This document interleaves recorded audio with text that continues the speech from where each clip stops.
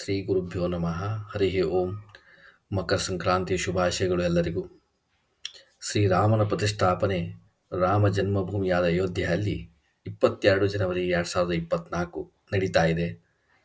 ಇಡೀ ದೇಶವೇ ಹರ್ಷೋಲ್ಲಾಸದಿಂದ ಹೇಗೆ ರಾಮನ ಪಟ್ಟಾಭಿಷೇಕ ಸಮಯದಲ್ಲಿ ಪ್ರತಿಯೊಬ್ಬ ನಾಗರಿಕನು ಅಯೋಧ್ಯೆಯಲ್ಲಿ ಅತ್ಯಂತ ಖುಷಿಯಿಂದ ಇದ್ದನೋ, ಅದೇ ಥರ ಇವತ್ತು ಎಲ್ಲ ಭಾರತೀಯರು ಅತ್ಯಂತ ಸಂತೋಷದಿಂದ ಇದ್ದಾರೆ. ತಾವೂ ಕೂಡ ಅತ್ಯಂತ ಸಂತೋಷದಿಂದ ಇದ್ದೀರಿ. ತಮ್ಮ ಸಮಾಜ, ತಮ್ಮ ಕುಟುಂಬ ಕೂಡ ಅತ್ಯಂತ ಸಂತೋಷದಿಂದ 22 ಜನವರಿ 2024 ಬರಮಾಡಿಕೊಳ್ಳಲು ಕಾತುರದಿಂದ ಕಾಯುತ್ತಿದೆ. ರಾಮನ ಪ್ರತಿಷ್ಠಾಪನೆ, ಇದರ ಮಹತ್ವವೇನು ಎಂದು ನಾವು ತಿಳ್ಕೊಳ್ಬೇಕು. ರಾಮನ ಪ್ರತಿಷ್ಠಾಪನೆ ಅಂದರೆ ಸತ್ಯದ ಪ್ರತಿಷ್ಠಾಪನೆ, ರಾಮರಾಜ್ಯದ ಪ್ರತಿಷ್ಠಾಪನೆ, ನಮ್ಮ ಎಲ್ಲರಿಗೂ ರಾಮನ ದೀಕ್ಷೆ, ರಾಮನ ಆದರ್ಶಗಳ ಪ್ರತಿಷ್ಠಾಪನೆಯಾಗತಕ್ಕಂಥ ದಿವಸ. ಒಬ್ಬ ಶ್ರೇಷ್ಠ ಯತಿಗಳು, ಒಂದಿಷ್ಟು ಶ್ರೇಷ್ಠ ಯತಿಗಳು ನಮ್ಮ ಮಧ್ವ ಸಮಾಜದಲ್ಲಿ ಯಾವ ಥರ ಈ ರಾಮನ ಪ್ರತಿಷ್ಠಾಪನೆಯನ್ನು ಬರಮಾಡಿಕೊಳ್ಳುತ್ತಿದ್ದಾರೆ ಅಂತಂದರೆ,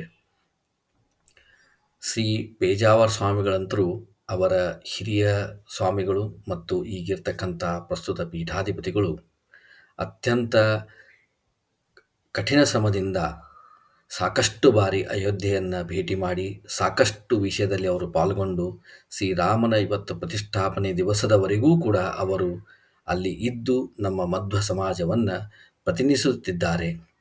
ಮತ್ತದಲ್ಲದೆ ಅವರು ಸಾಕಷ್ಟು ಸುಧಾಮಂಗಳ ಕಾರ್ಯಕ್ರಮಗಳಾಗಲಿ, ಸಾಕಷ್ಟು ಮಠದ ಆಧ್ಯಾತ್ಮಿಕ ಕಾರ್ಯಕ್ರಮಗಳಲ್ಲಾಗಲಿ ಕೂಡ ಅತ್ಯಂತ ಸಂಭ್ರಮದಿಂದ ಅಲ್ಲಿ ಭಾಗವಹಿಸಿ ಅವನ್ನು ಕೂಡ ಮುಂದೆ ತೆಗೆದುಕೊಂಡು ಹೋಗ್ತಿದ್ದಾರೆ. ಇನ್ನೊಬ್ಬ ಮಹಾಯತಿಗಳು ಶ್ರೀ ಸತ್ಯಾತ್ಮ ತೀರ್ಥರು, ಅವರು ರಾಮನಾಮ ಜಪವನ್ನು 13ನೇ ತಾರೀಕಿನಿಂದಲೇ ಶುರು ಮಾಡಿದ್ದಾರೆ. 22ನೇ ತಾರೀಕಿನವರೆಗೆ ಶ್ರೀರಾಮನಾಮ ಜಪ ಮತ್ತು ರಾಮನ ಅನುಸಂಧಾನಪೂರ್ವಕವಾದ ಜಪ ಇದು ಅತ್ಯಂತ ಮಹತ್ವವಾದದ್ದು.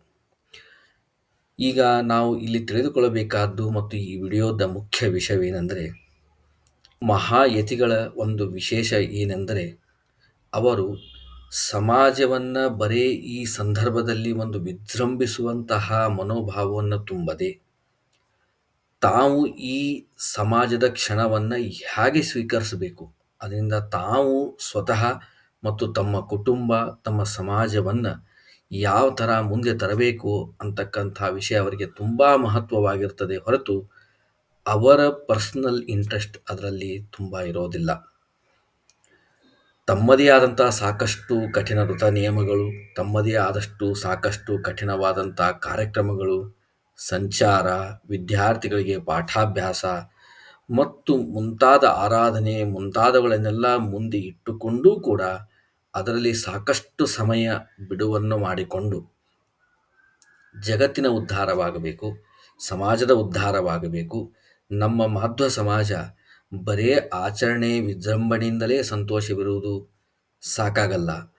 ಅದರ ಬದಲು ಅವರು ಆ ಅನುಸಂಧಾನಗಳನ್ನು ಮತ್ತು ರಾಮನ ಆದರ್ಶ ಸ್ವೀಕಾರವನ್ನು ಮಾಡಬೇಕಂತಹ ಅತ್ಯಂತ ಕಳಕಳಿಯಿಂದ ತಮ್ಮ ಆರೋಗ್ಯ, ತಮ್ಮ ಸಮಯ ಮತ್ತು ತಮ್ಮ ಯಾವುದೇ ಮುಖ್ಯ ಕಾರ್ಯಗಳನ್ನು ಅವರು ಲೆಕ್ಕಿಸದೆ ಸಮಾಜಗೋಸ್ಕರ ದುಡಿತಾ ಇರೋದು ಅವರನ್ನು ಅತ್ಯಂತ ಪೂಜ್ಯರನ್ನಾಗಿ ಮತ್ತು ಮಹಾನುಭಾವರನ್ನಾಗಿ ಮಾಡಿದೆ. ಸ್ವಾಮಿಗಳು ನಾವು ನೋಡ್ತಾ ಇರ್ತೀವಿ, ಸದಾಕಾಲ ಸಂಚಾರದಲ್ಲಿರ್ತಾರೆ, ಕಠಿಣ ವ್ರತ ನಿಯಮಗಳನ್ನು ಮಾಡ್ತಾರೆ. ನಮಗೆ ಒಂದು ಏಕಾದಶಿ ಮಾಡುವುದು ಕಷ್ಟ, ಆದರೆ ಅವರು ಸಾಕಷ್ಟು ಏಕಾದಶಿಗಳನ್ನು ಮಾಡ್ತಾರೆ. ಒಂದು ಕಾರ್ಯಕ್ರಮದಲ್ಲಿ ಕೂತಾರೆ ಅಂದರೆ 3 ಗಂಟೆ, 4 ಗಂಟೆ, 5 ಗಂಟೆ ಅವರು ಯಾವುದೇ ಥರದ ಬ್ರೇಕ್ಗಳನ್ನು ತೆಗೆದುಕೊಳ್ಳದೆ ಅಲ್ಲೇ ತಲ್ಲೀನರಾಗಿ ಕೂತಿರ್ತಾರೆ. ಯಾವುದೇ ಸಭೆಗಳಿಗೂ ಹೋದರೂ ಕೂಡ ನಮ್ಮ ಸಮಾಜಕ್ಕೆ ಮುಂದೆ ಏನು ಬೇಕು, ಯಾವ ಥರ ತತ್ವಗಳು ಬೇಕು, ಮಧ್ವ ತತ್ವಗಳು ಅವ್ರ ಜೀವನದಲ್ಲಿ ಯಾವ ಥರ ಅಳವಡಿಸ್ಕೋಬೇಕಂತಹ ಕಳಕಳಿಯಿಂದ ಪ್ರವಚನಗಳನ್ನಾಗಿ ಮಾಡೋದು, ಉದಾಹರಣೆ ಕೊಡೋದಾಗಲಿ ಅಥವಾ ಒಂದು ಇನ್ಸ್ಪಿರೇಷನ್ ಕೊಡುವುದನ್ನಾಗಲಿ ಅಥವಾ ಡೈರೆಕ್ಷನ್ ವಿಷನ್ ಕೊಡುವುದನ್ನಾಗಲಿ ಅವರು ಮಾಡ್ತಾನೇ ಇರ್ತಾರೆ. ಇಂತಹ ಸ್ವಾಮಿಗಳ ಭಕ್ತರಾದಂಥ ನಾವೆಲ್ಲರೂ ಈ ಸಮಯದ ದುರುಪಯೋಗ ಮಾಡಿಕೊಳ್ಳದೆ ಅಥವಾ ಈ ಸಮಯದ ನಾವು ಲಾಸ್ ಮಾಡಿಕೊಳ್ಳದೇ ಅವರು ಹೇಳ್ತಕ್ಕಂಥ ಮುಖ್ಯ ವಿಷನ್ ಏನಿದೆ ಅಂತ ತಿಳ್ಕೊಳ್ಳೋದು ಬಹಳ ಮಹತ್ವ. ಏನು ಅವ್ರ ವಿಷನ್ ಅಂದರೆ, ನಾವೆಲ್ಲರೂ ರಾಮನ ಆದರ್ಶಗಳನ್ನು ಹುಡುಕಿ ತೆಗೆದು, ಆದರ್ಶಗಳು ರಾಮನ ಆದರ್ಶಗಳು ಸಾಕಷ್ಟಾಗಿದೆ. ಈಗ ಹೆಂಗೆ ನಾರಾಯಣಾಯ ಪರಿಪೂರ್ಣ ಗುಣಾರ್ಣವಾಯ ಅಂತ ಹೇಳ್ತಾರೆ. ಅವನು ಪರಿಪೂರ್ಣ ಗುಣಾರ್ಣವಾಯ, ಅವನ ಗುಣಗಳ ಸಾಗರವಾಗಿದೆ ಮತ್ತು ಪ್ರತಿ ಗುಣಗಳು ಪರಿಪೂರ್ಣವಾಗಿವೆ.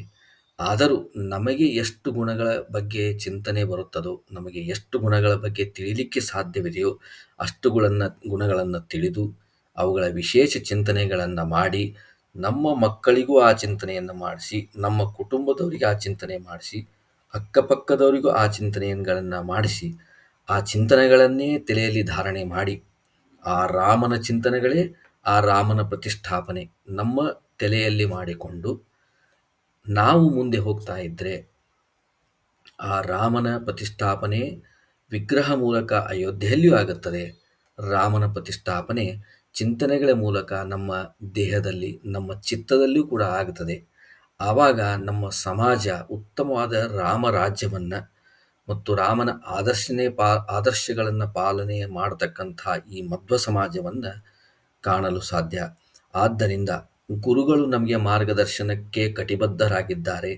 ಆ ಸ್ವಾಮಿ ಪರಮಾತ್ಮ ಅಲ್ಲಿ ಬಂದು ನೆಲೆಸಲು ಕಟಿಬದ್ಧನಾಗಿದ್ದಾನೆ. ಈ ದೇಶವನ್ನು ನಡೆಸಿಕೊಂಡು ಹೋಗ್ತಿರ್ತಕ್ಕಂಥ ವಿಶೇಷವಾದ ಪ್ರಧಾನಮಂತ್ರಿ ಮತ್ತು ಅದಕ್ಕೆ ಬೇಕಾದಂತಹ ಸಹಯೋಗ ಕೂಡ ಕಟಿಬದ್ಧಾಗಿ ಕೆಲಸ ಮಾಡ್ತಾ ಇದೆ. ಇನ್ನು ನಾವ್ಯಾಕೆ ತಡ ಮಾಡಬೇಕು? ನಾವು ಕಟಿಬದ್ಧರಾಗಿ ಈ ಎಲ್ಲ ಚಿಂತನೆಗಳನ್ನು, ರಾಮನ ಗುಣಗಳನ್ನು, ರಾಮನ ಚಾರಿತ್ರ್ಯಗಳನ್ನು ಸ್ವೀಕಾರವನ್ನು ಮಾಡಿ ನಾವಲ್ಲದೆ ನಮ್ಮ ಮುಂದಿನ ಜನರೇಷನ್ ಅಥವಾ ನಮ್ಮ ಮುಂದಿನ ಬರ್ತಕ್ಕಂಥ ಪೀಳಿಗೆಗಳು ಕೂಡ ಉತ್ತಮವಾದ ಆದರ್ಶಗಳನ್ನು ಹೊಂದಿಕೊಂಡು ಹೋಗುವಂತೆ ಮಾಡುವುದು ಇದು ನಮ್ಮ ಸ್ವಾಮಿಗಳ ಉದ್ದೇಶ. ಶ್ರೀ ಪೇಜಾವರ ಸ್ವಾಮಿಗಳಿಗೂ ಕೂಡ ಮತ್ತು ಶ್ರೀ ಸತ್ಯಾತ್ಮ ತೀರ್ಥರಿಗೂ ಮತ್ತು ಇನ್ನೂ ಕೆಲವು ಯತಿಗಳು ಮಧ್ವ ಸಮಾಜದಲ್ಲಿ ಅತ್ಯಂತ ಸಾಮಾಜಿಕ ಕಳಕಳಿಯಿಂದ ಕಾರ್ಯವನ್ನು ಮಾಡ್ತಾ ಇದ್ದಾರೆ. ಅಂತಹ ಎಲ್ಲ ಸ್ವಾಮಿಗಳಿಗೂ ಅನಂತ ಸಾಷ್ಟಾಂಗ ನಮಸ್ಕಾರಗಳನ್ನು ಹೇಳ್ತಾ ಆ ಶ್ರೀರಾಮಚಂದ್ರನ ಪ್ರತಿಷ್ಠಾಪನೆ, ರಾಮನ ಆದರ್ಶಗಳ ಪ್ರತಿಷ್ಠಾಪನೆಯನ್ನು ಕಾದು ನೋಡ್ತಿರ್ತಕ್ಕಂಥ ಒಬ್ಬ ಯಕ್ಕಶ್ಚಿತ್ ಸಾಮಾನ್ಯ ವ್ಯಕ್ತಿ. ರಾಮ ರಾಮ ರಾಮ ರಾಮ ರಾಮ